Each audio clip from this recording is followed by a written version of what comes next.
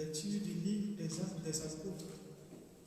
En ces jours-là, le commandant du temple et son escorte, ayant amené les apôtres, les présentèrent au conseil suprême. Et le grand prêtre les interrogea. Nous vous avions formellement interdit d'enseigner au nom de celui-là. Et voilà que vous remplissez Jérusalem de votre enseignement.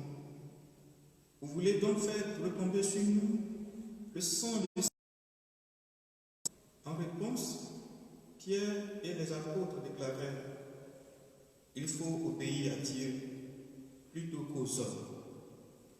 Le Dieu de nos pères a ressuscité Jésus que vous aviez exécuté en le suspendant au bois du supplice.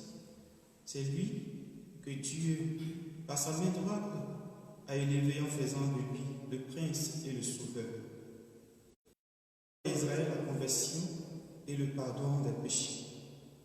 Quant à nous, nous sommes les témoins de tout cela avec l'Esprit Saint que Dieu a donné à ceux qui lui obéissent. Ceux qui l'avaient entendu étaient exaspérés et projetaient de les supprimer. Parole du Seigneur. Un pauvre cri, le Seigneur entend. Un pauvre cri, le Seigneur entend. Je bénirai le Seigneur en tout temps. Sa louange est sans cesse à mes lèvres. Goûtez et voyez, le Seigneur est bon. Heureux qui trouve en lui son refuge. Un pauvre cri, le Seigneur entend. Le Seigneur affronte les méchants pour effacer de la terre leur mémoire. Le Seigneur entend ceux qui l'appellent. De toutes leurs angoisses, il les délivre. Un pauvre cri, le Seigneur entend. Il est proche du cœur brisé. Il sauve l'esprit abattu. Malheur sur malheur pour le juste, mais le Seigneur chaque fois le délivre. Un pauvre cri, le Seigneur entend.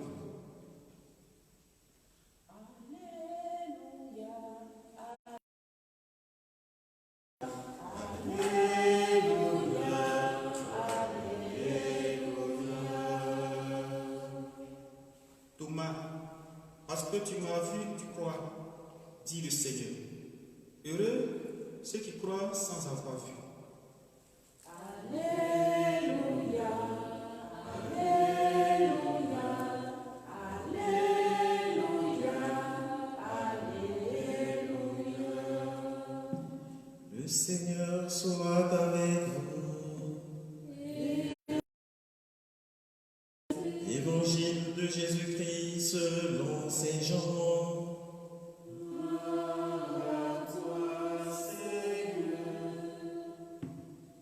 En ce temps-là, Jésus disait à Nicodème: celui qui vient d'en haut est au-dessus de tous. Celui qui est de la terre est terrestre, et il parle de façon terrestre.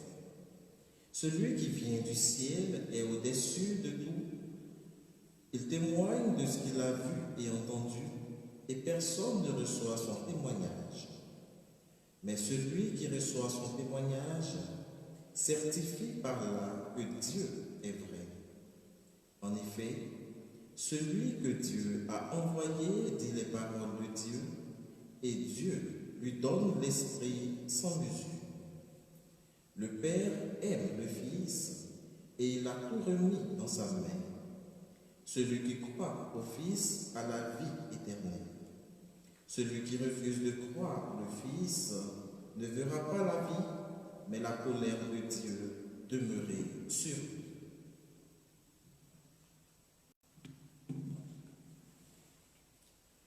Acclamons la parole de Dieu. Louange à toi, Seigneur Jésus.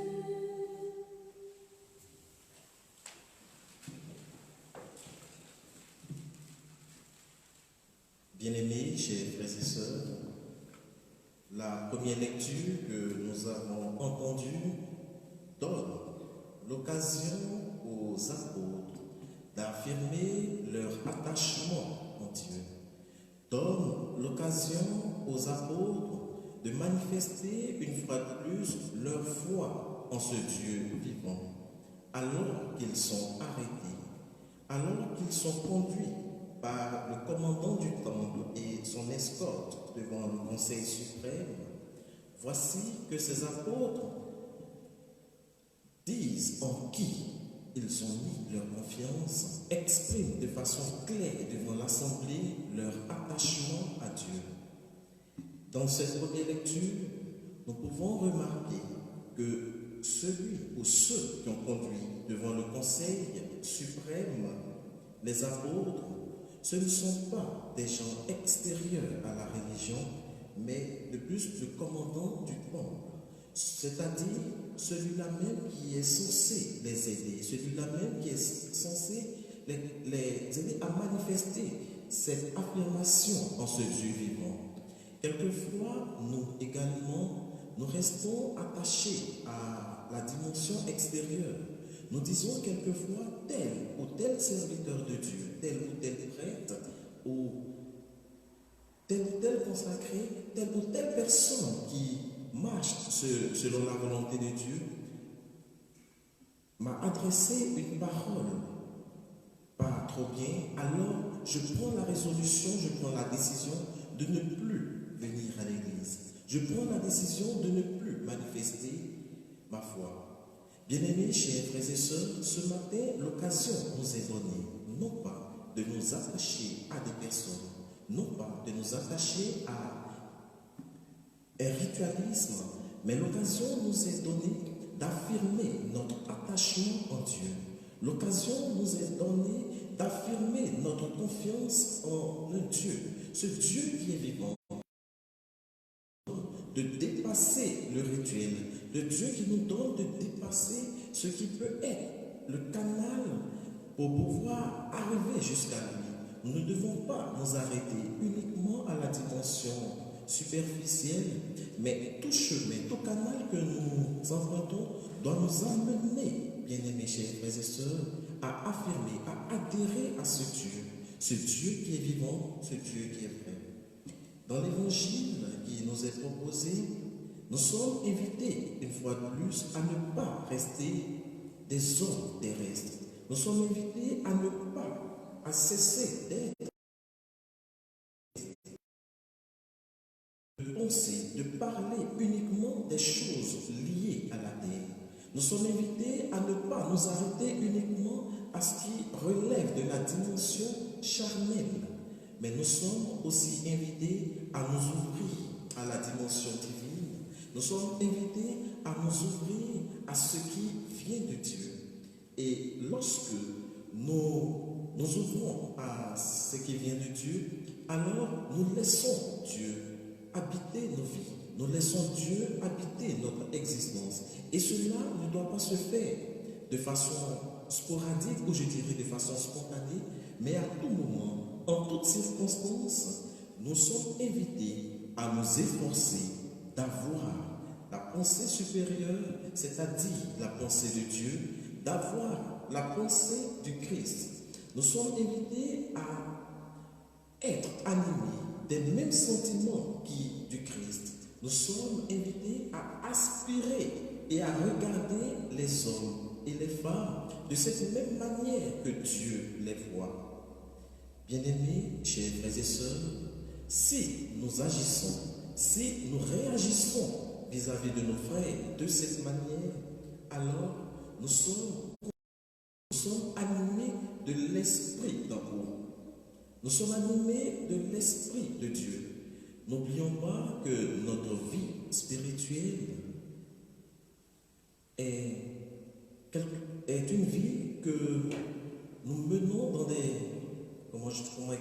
est une vie des réalités divines, des réalités spirituelles, mais que nous vivons dans des conditions naturelles. Et pour cela, nous sommes invités à ramener au quotidien de notre vie cette dimension divine, ce que Dieu met en nos cœurs, cette paix, cette joie que nous sommes invités à communiquer autour de nous, cette assurance que nous sommes invités à. Il faudrait que cela soit manifeste et cela nous donne de pouvoir marcher dans cette réalité et croire au Fils de Dieu, croire que Dieu habite nos vies, nous donne de pouvoir posséder également cette vie qui n'a pas de fin, cette vie éternelle. Demandons tout simplement à notre Dieu, au cours de cette célébration eucharistique, la grâce de ne pas nous arrêter à la dimension terrestre, comme l'évangile de ce jour nous invite, mais au-delà de toutes ces réalités modernes, que nous puissions nous ouvrir à Dieu, que nous puissions l'accueillir pour que notre foi soit concrète, pour que notre foi soit manifeste autour de nous. Demandons cette grâce à Dieu qui est vivant pour les siècles des siècles.